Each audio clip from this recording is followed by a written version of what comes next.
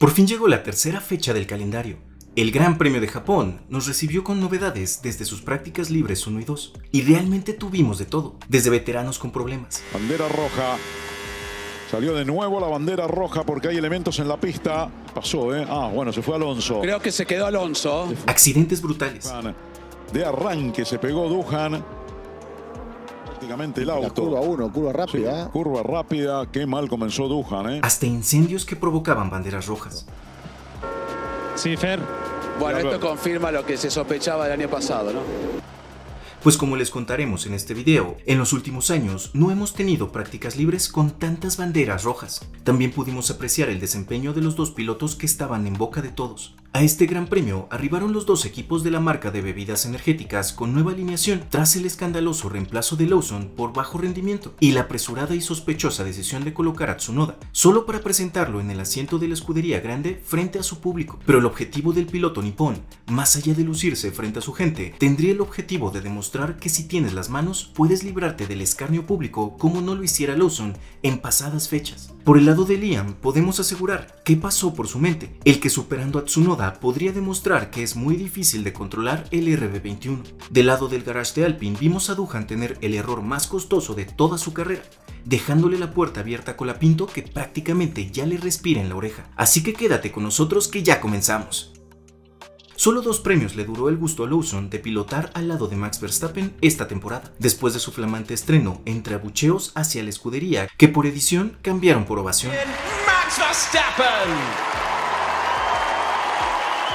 El neozelandés no dio pie con bola ni en Albert Park ni en el circuito de Shanghái.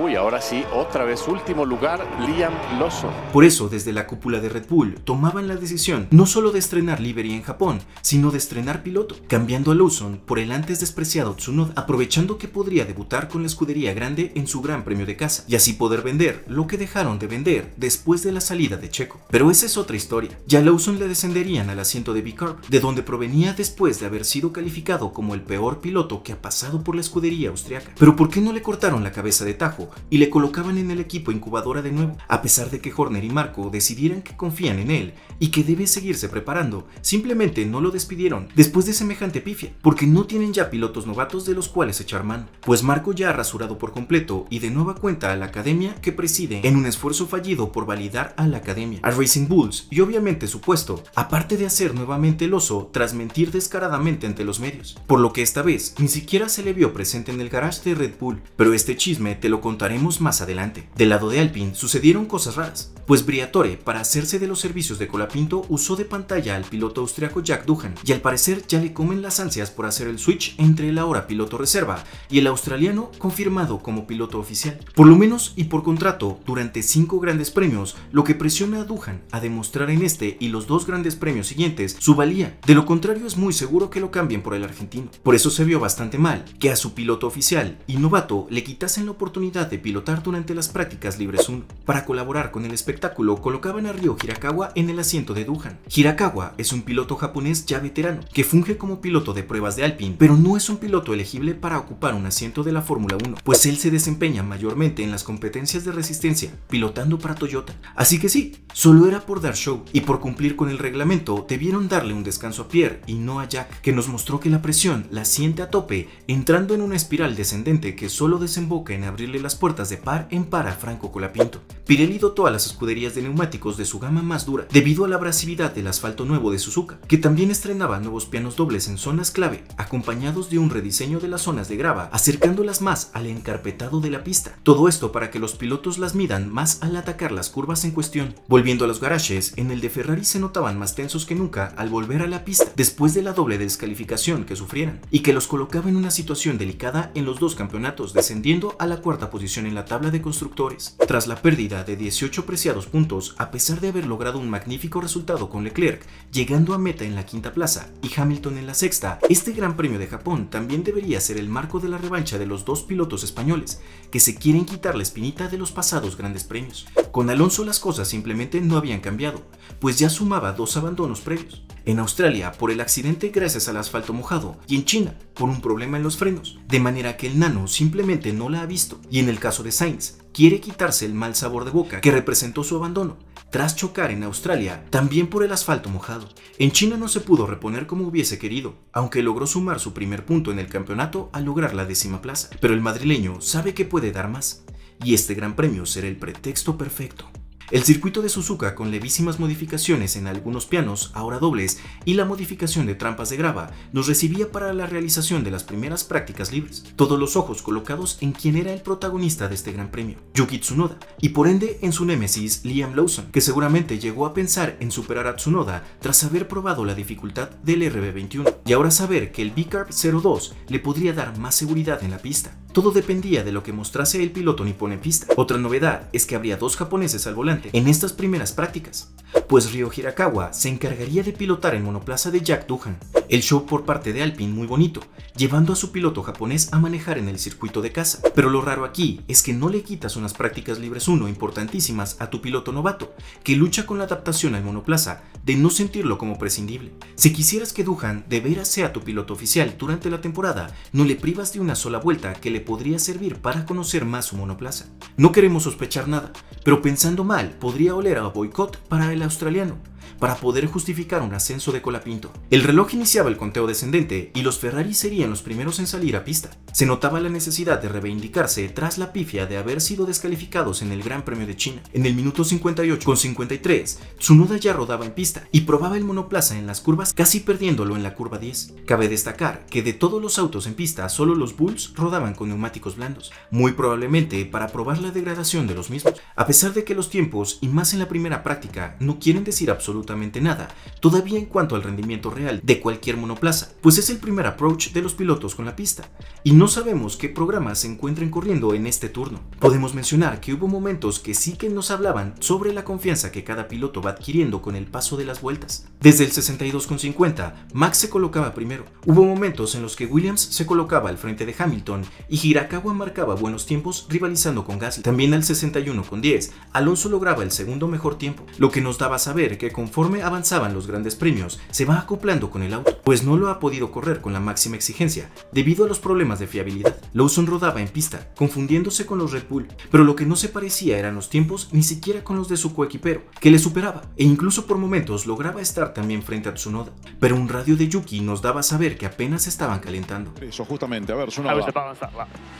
The balance is okay. To be honest, I'm not really pushing it up yet, but I think it's okay. Berman en su Haas no lograba acomodarse, y Tsunoda tan solo le exigía un poco más al RB21 y se colocaba quinto. El blooper del día se lo llevaba Sainz, al pasarse de su box, pues estaba acostumbrado a otra colocación. En el minuto 37, Max cerraba una vuelta rápida y no lograba alcanzar a Russell, que le había sacado la primera plaza. Verstappen por radio se quejaba.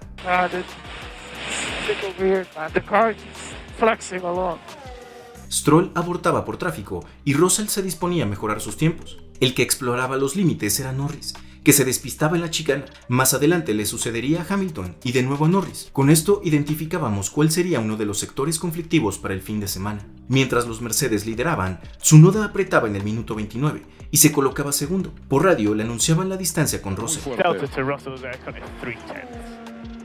Yeah, I think let's focus on ourselves. I don't need much reference time. Albon también se salía en la curva 10, pero sin consecuencias. Los tiempos que registraba Tsunoda nos indicaban que es posible que le veamos cerca de Max en la clasificación. Recordemos que el ritmo de carrera puede ser muy diferente, pero a una vuelta el nipón estaba rindiendo maravillosamente. En el minuto 19, Norris lograba domar la chicana y se colocaba primero. No sabemos qué test se encontrasen efectuando en Alpine cada piloto, pero Hirakawa se volvía a colocar sobre Gasly. Sabemos que muchos lo tratarán de manipular, como que el japonés estaba evidenciando a Doohan, pero recordemos que los tiempos en esta etapa todavía no quieren decir tanto. Producción nos mostraba un gráfico comparativo sobre los sectores de pista de dominación de Max y Yuki, y veíamos que mientras Max se encontraba siendo más rápido en curvas, Tsunoda había elegido reglajes que le permitirían dominar las rectas. Esto nos puede decir mucho sobre las posibles estrategias de cada uno. Al minuto 9, Tsunoda iniciaba tandas largas y Lawson cerraba 13º. Mientras Tsunoda se mantenía a solo una décima del tiempo de Verstappen, Liam seguía siendo superado también por su coequipero, que lograba la octava plaza a 5 puestos de distancia. Quien nos sorprendió fue Piastri, que sin drama terminó 15º. El australiano en ningún momento buscó ser rápido, corriendo programas muy distintos a los de Norris, que marcó el mejor tiempo con 1 minuto 28 segundos y 549 milésimas. Tsunoda se comunicaba con el muro. Yeah, also quite messy. I think, yeah. I could give you feedback, but I found it kind of interesting with that truck. But yeah, it's okay. Good sesh. Pero yo, de ser el piloto japonés, y al ver que solo me separa una décima del león neerlandés, no cambiaría mucho los reglajes actuales. Pero al parecer siente que puede exprimirle un poco más al RB21. De cualquier manera, el japonés ya dio un golpe sobre la mesa, callando muchas bocas y minimizando más todavía al ya golpeado Lawson. Russell sorprendió de nuevo con una excelente demostración, logrando colocarse segundo a solo una décima y media del tiempo de Norris, y los dos Ferrari cumpliendo con las terceras y cuarta posiciones, seguidos de los Red Bull. Alonso intentaba reivindicarse con la séptima plaza, seguido del novato Hadjar, que en esta sesión superaba a Antonelli. Los Williams coronaban la tabla media con Sainz sacándole de manera parcial la espinita, incluso superando por 5 centésimas a su coequipero Albon. Tras la pausa de 3 horas iniciaban las prácticas libres 2, una de las sesiones más raras e inverosímiles de los últimos años en la categoría. El viento parecía haber arreciado. Estaba por verse qué problemas presentarían para los pilotos, pues les tomaba de cola en la llegada a la curva 10 desde las prácticas libres 1. Los pilotos ya se encontraban listos sobre los monoplazas, y ahora sí, Doohan podría pilotar su monoplaza para dar sus primeras vueltas en el circuito nipón. Como era de esperarse, los Alpine salían en cuanto el semáforo del pit lane les liberaba. Ahora, a diferencia de las prácticas libres 1, todos salían con medios y duros para corroborar la data obtenida de los neumáticos blandos, con los que todos habrían cerrado la sesión anterior, y que había arrojado tiempos de 1.28 medios. A 3 minutos de iniciada la práctica, Sainz tenía que entrar a boxes, reportando vibraciones.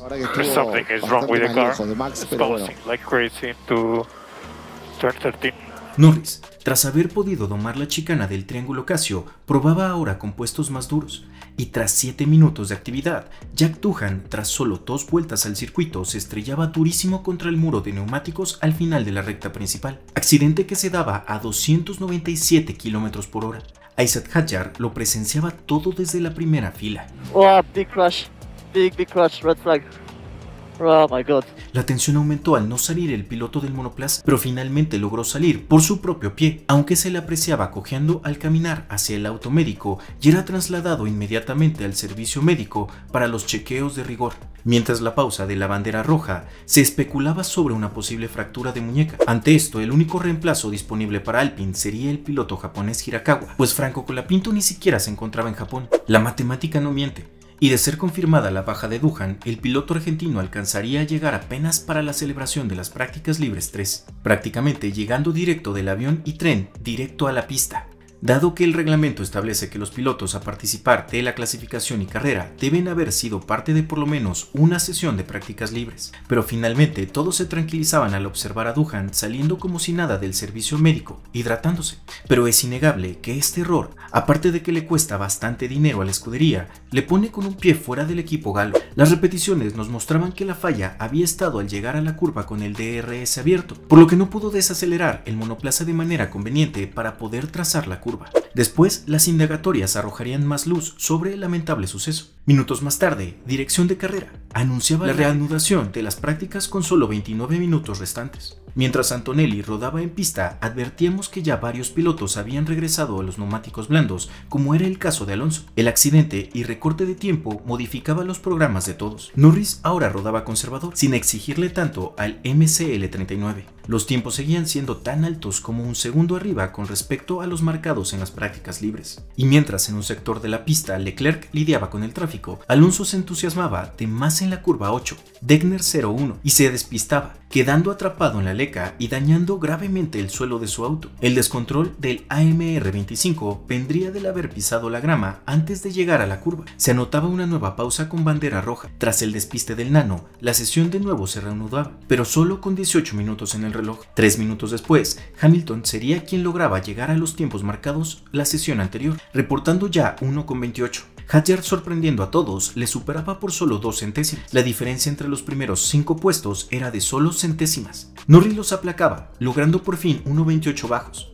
Pero todo se frenaría de nuevo por una nueva bandera roja, esta vez por un incendio de la grama seca a un costado de la pista. Las chispas de roce de la tabla del suelo de los monoplazas contra el pavimento encendía el fuego que se lograba controlar después de varios minutos. Todos los pilotos impacientes esperaban sobre los monoplazas, pues el reloj se consumía. Salían apresurados para dar sus 2 vueltas finales con 6 minutos en el reloj. Russell entraba en pique con Leclerc, pero el aire sucio haría que el W16 le diera un reparo en la Degner. Los primeros 10 tiempos nos mostraban lo cerrado de la competencia. Leclerc, agresivo, rebotaba sorprendentemente en los pianos, idéntico como hiciese Norris en la sesión anterior. Verstappen casi pierde el monoplaza y se quejaba por la radio del subviraje. Restaban solo 22 segundos en el reloj y muchos preparaban su cierre, pero se implementaba la última bandera roja de la jornada. De nuevo por el fuego en la grama seca, ahora con un viento que hacía que el fuego se propagase rápidamente. Todos abortaban y se retiraban definitivamente a sus garajes, preocupados por la poca data recabada.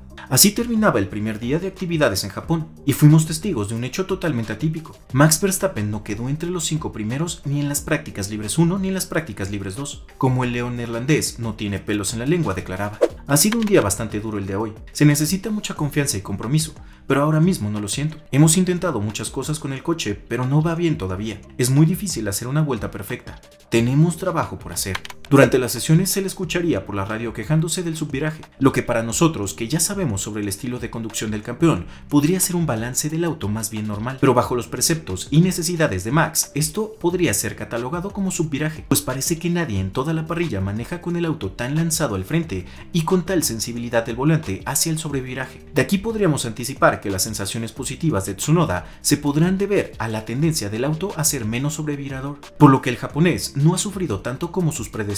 Es un poco diferente en el simulador. Sabía de todos modos que iba a ser diferente en el coche real, y fue solo un poco más exagerado en el coche real. La sensación es un poco más difícil. Regresando a Verstappen, este parece ser una mancha más al historial de Red Bull para mimar al campeón, no pudiendo darle otra vez un monoplaza a su antojo, lo que acrecenta de nuevo los rumores de su posible partida para la temporada siguiente. En cuanto a Tsunoda, podemos apreciar que está justo rayando en la línea del exceso de confianza, pues como ya mencionamos, tal vez el circuito más la diferencia en el RB21 que Max denotó, podrían estarle dando una imagen que no es la real sobre el manejo del monoplaza. Las primeras prácticas libres las terminó a solo 1/10 de su coequipero, mientras que las segundas las cerró 18º al no poder concluir vueltas consistentes debido a tantas pausas. Sobre Doohan se dio a saber, mediante un comunicado de Alpine, que el accidente ha sido totalmente su culpa, pues de acuerdo al reglamento de la pista, en algunos circuitos, algunas zonas de DRS tienen sensores que cierran el DRS de manera automática, o en su defecto el DRS se desactiva en cuanto el piloto pisa ligeramente el freno, o si inicia un lift and coast, que se refiere a navegar levantando el pie del acelerador. Pero en este circuito, después de la recta principal, prosigue una curva de alta velocidad, por lo que cada piloto puede decidir qué tanto mantiene el DRS abierto, cambiando aquí la función de cierre del automático a manual, por lo que Doohan debió cerrar el DRS. Al no hacerlo, llegó con tanta velocidad a la curva que no le fue posible trazarla de manera correcta y se siguió hasta el muro de neumáticos. Doohan pidió disculpas y manifestó: sé que el equipo tiene mucho trabajo por delante para reparar el coche de cara a mañana, así que gracias de antemano por sus esfuerzos. Mi atención se centra en mañana, donde tendremos los entrenamientos libres 3 para prepararnos para la clasificación. Pero con esta nueva raya al tigre, parece que Doohan prácticamente invita al piloto argentino a ocupar su lugar. Para Alpine parece no haber mucho margen, pues Gasly hasta la segunda sesión lograría colocarse dentro de los 10 mejores tiempos, pero con algunas ausencias de mejores monoplazas debido a las interrupciones. Por parte de McLaren, ratifican ser el equipo a vencer, liderando las prácticas libres 1 y las segundas Piastri, mostrándonos que los tiempos pobres de las primeras se habían debido a un programa de pruebas que no buscaba rapidez, sino rendimiento. La gran sorpresa la daría Isaac Hadjar, que en las segundas prácticas terminó tercero, pero en las 2 sesiones dio cuenta de Lawson, que a pesar de que terminó quinto, fue superado por su novato coequipero en 2 ocasiones. A pesar de ello, se mostró aliviado al declarar: me he sentido bien. Definitivamente es una sensación diferente. Creo que la ventana de rendimiento que los chicos tienen en este momento es muy buena, y el coche ha sido rápido en lo que va de la temporada, así que espero que podamos repetirlo mañana también. Hamilton rescató la 4ª posición, colocándose sobre Leclerc, así que Ferrari se muestra consistente, y son solo unos detalles de reglaje que pulir. Las 2 sesiones no le sentaron bien a Kimi Antonelli, pero del lado del garage de su compañero George Russell, de nueva cuenta nos mostraron que la experiencia le permite exprimirle mejores tiempos al británico, que a pesar de que no pudo cerrar con mejores tiempos en la segunda sesión, mostró consistencia y fortaleza en las curvas de Suzuka. Leclerc, después del pique con Russell, se mostró más relajado, pero sabemos que tiene el potencial para pelear por las posiciones punteras. Verstappen terminaría siendo superado por los 2 Racing Bulls al no poder cerrar una buena vuelta, pero aquí, a pesar de que muchos lo tomaran como una señal de debilidad por parte del neerlandés y una de fuerza por parte de Vicar, Tomemos en cuenta algo. Racing Bulls cuenta con un auto que es solo una evolución del RB19, que fue el monoplaza más dominante en su temporada, por lo que es muy claro que se trata de un monoplaza mucho más estable que el RB21, que a pesar de ser más rápido, es mucho más inestable como el mismo Max lo declaraba. Creo que la gente de VCarb se sorprendió un poco a sí misma por el buen coche que han construido este año. Otro factor es que trata de las primeras prácticas, por lo que deberíamos preocuparnos si se trata de las terceras previas a la clasificación, pero todavía hay mucho por modificar y ajustar en los monoplazas. Y tercero, todos sabemos de su capacidad de recuperación, así que sabemos que repondrá para de nuevo pelear por la punta. Para concluir, el asfalto nuevo guió a Pirelli para surtir de la gama dura, lo que nos dará como resultado mayor resistencia de las gomas, que a pesar del elevado grip del sector 1 del circuito, que es el que más castiga las gomas por la cantidad y tipo de curvas con las que se cuenta, no reportó en ningún monoplaza ni temperaturas elevadas ni la aparición de mucho graining. Esto nos lleva a concluir que muchas escuderías querrán optar por una estrategia a una sola parada. En caso de que tengamos equipos más conservadores que puedan optar por 2 paradas, posiblemente incluirán un juego de blandos gracias a la baja degradación que presentaron, dándoles un extra que podrían capitalizar enormemente. Por otro lado, el factor climático será determinante, pues mientras los primeros días cuentan con un reporte de seco, el día de la carrera incluye un 50% de probabilidad de precipitaciones, por lo que los equipos también deberán considerarlo para la elaboración de sus estrategias. De no haber lluvia, el viento puede ser el peor enemigo de los pilotos, pues las ráfagas pueden descolocar los monoplazas y sabemos que Suzuka no perdona. De cualquier manera, las prácticas 3 serán mucho más esclarecedoras, pues se prepararán para la clasificación. Lo que sigue siendo una incógnita serán todavía los ritmos de carrera, al no haber presenciado tan claramente los resultados de las tandas largas de las escuderías. El Gran Premio de Japón nos prepara un panorama borrascoso para algunos como Red Bull y Alpine, pero una gran confianza para McLaren o Ferrari, pero la lluvia podría cambiarlo todo.